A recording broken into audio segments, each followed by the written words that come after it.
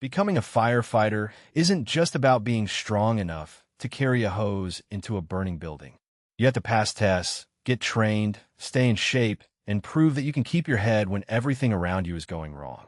And the hardest part might not be the fire. If you're serious about becoming a firefighter in the United States, here's what the process actually looks like, what you need before you apply, and what can stop you from getting the job. For most firefighter jobs, you don't need a 4-year college degree. In fact, the typical starting point is a high school diploma or equivalent. The U.S. Bureau of Labor Statistics says a high school diploma is required for the vast majority of firefighters. But there's an important catch. Fire departments don't all have exactly the same requirements. One department might accept a high school diploma and require you to complete training after you're hired. Another might want an EMT certification before you can even apply. Some departments may also give preference to candidates with college coursework, military experience, firefighting experience, or other certifications. So the first rule is simple. Don't assume every fire department has the same checklist. The department you're applying to is the one that decides what you actually need. And then there's EMT training. Here's something that surprises a lot of people. Firefighters don't just fight fires. They respond to medical emergencies, vehicle crashes, rescues, hazardous material incidents, and other situations where someone's life may be in danger. That's why medical training matters so much. Many departments require or strongly prefer EMT certification.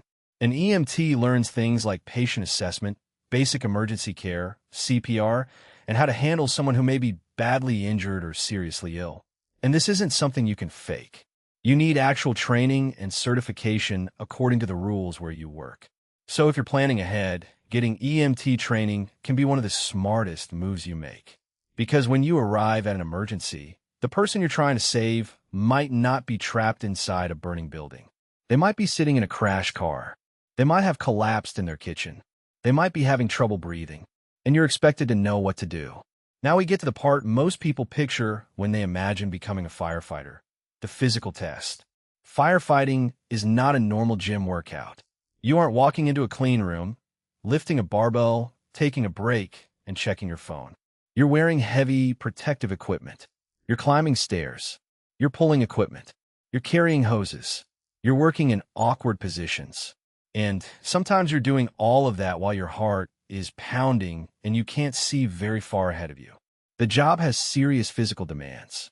Firefighters regularly have to climb stairs, crawl, crouch, kneel, stoop, lift, carry, and work for long periods while wearing protective equipment. That's why getting fit before you apply matters. You don't need to look like a professional bodybuilder. You need useful strength and endurance. Your legs need to handle stairs and long periods on your feet. Your back and core need to stay strong while carrying equipment. Your arms and shoulders need to handle pulling, lifting, and hose work. And your lungs need to keep working when the rest of your body is begging you to stop. A good firefighter isn't just strong. They're strong for a reason. But strength alone won't get you hired. This is where people often get the wrong idea. You could be incredibly fit and still fail the hiring process. Because departments aren't simply looking for the strongest person who walks through the door. They're looking for someone they can trust. Someone who can follow instructions. Someone who can communicate. Someone who doesn't panic when things go wrong. And someone who can work as part of a team. That last part is huge. Imagine you're inside a building with several other firefighters. You don't get to do whatever you want. You have a job. The person next to you has a job. The officer leading the team has a job. Everyone needs to communicate and trust each other. A firefighter who is physically strong but ignores instructions can become a danger to everyone around them. So if you're preparing for this career, don't just train your body. Learn to communicate. Learn to listen. Learn to stay calm. And learn to work with people you don't always agree with. Those skills can matter just as much as your push-ups. Then you have to actually get through the hiring process. This is where the dream starts becoming real. You find a department that's hiring. You read the requirements. You submit your application. And then you enter a competition. Depending on the department, the hiring process can include a written exam, physical ability testing, interviews, medical exams, background checks, psychological screening, drug testing, and other steps. The exact process varies, And that's important because there isn't one single national firefighter application that everyone uses. Every department can set its own hiring standards. That means you need to study the department you're applying to instead of preparing based on some random list you found online. And don't underestimate the written test.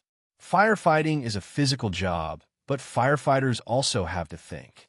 You may need to understand written information, follow instructions, solve problems, remember details, and make decisions under pressure. Being able to run fast doesn't help much if you can't understand what you're being asked to do. Then there's the background check, and this can become a major problem. Fire departments are trusting you with equipment, vehicles, sensitive information, and most importantly, other people's lives.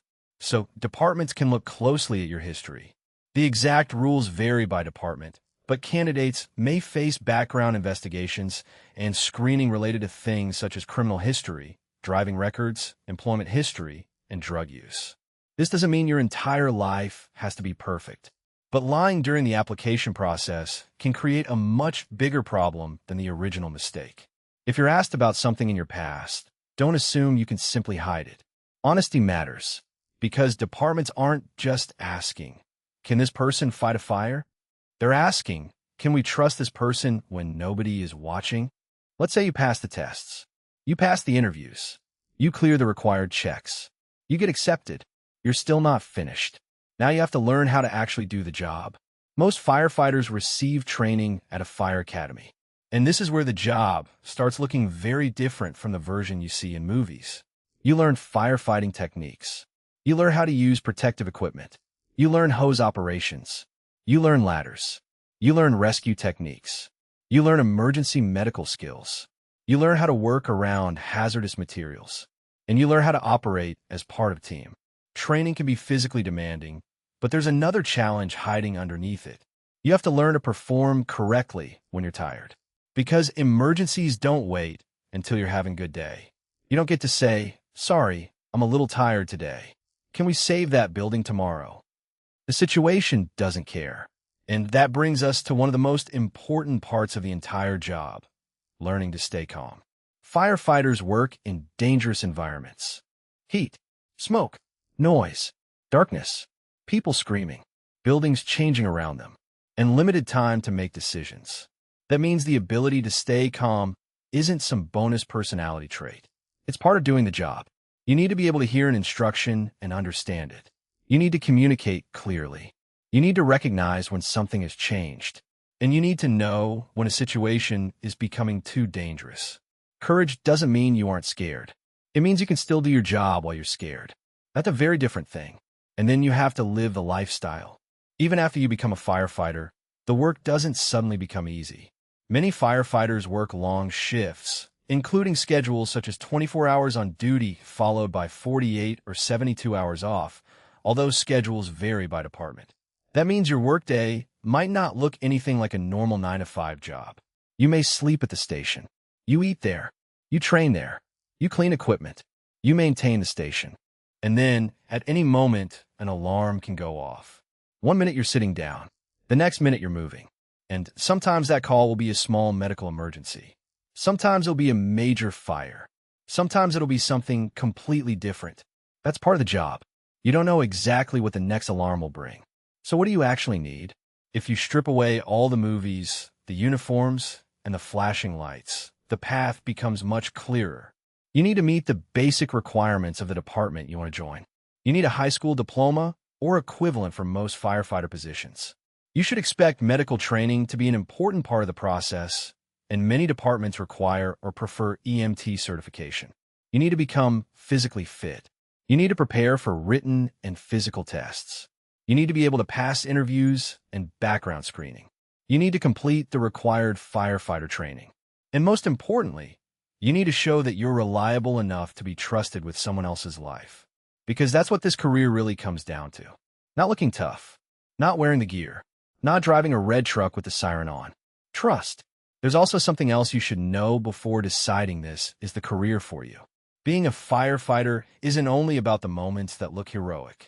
A huge part of the job is routine. Training, cleaning, maintenance, paperwork, medical calls, waiting. Then suddenly, everything changes. That's the strange part of the job. You can spend hours doing normal station work, and then one alarm can turn the entire day upside down. The U.S. Bureau of Labor Statistics projects about 27,000 firefighter openings each year, on average, from 2024 through 2034, mostly because workers leave the occupation or retire rather than because the occupation is growing rapidly. The median annual wage for firefighters was $59,530 in May 2024, although actual pay varies widely by location, department, experience, overtime, and other factors. So yes, firefighting can be a solid career, but money shouldn't be the only reason you choose it, because the job asks a lot from you. Imagine it's your first real call. The alarm goes off. You put on your gear. You get into the truck. Your heart is beating faster. You don't know exactly what you're about to find. And when you arrive, there isn't a training instructor standing there telling you what happens next. It's real. That's the moment all those months of training finally matter.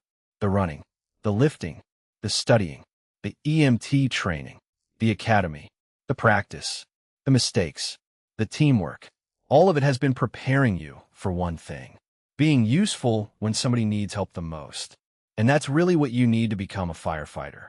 Not superhuman strength, not fearlessness.